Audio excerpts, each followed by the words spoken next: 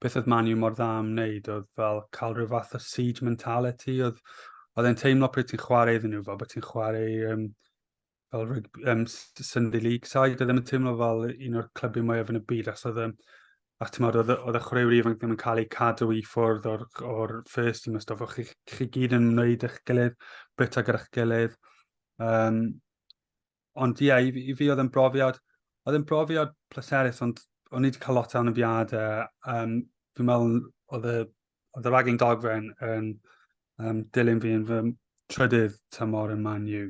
Ond beth oedd falle'n edrych nôl oedd e falle bach yn dim negligent gan y clwb, ond nath y raglen cael ei ddarlledu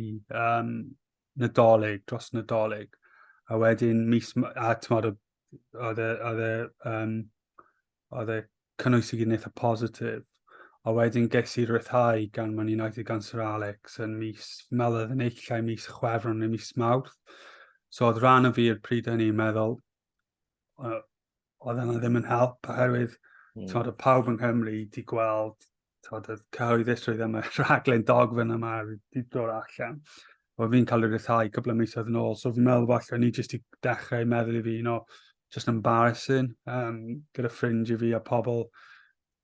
Anamlwg dwi'n I saw that documentary when fi'n dweud, yeah, I've kind of been released. So, fi'n gwybod mwy o fel sylw at fel player care a stwff dyddiau yma, ond edrych nôl falle, they're just yn anffodus, fi'n meddwl.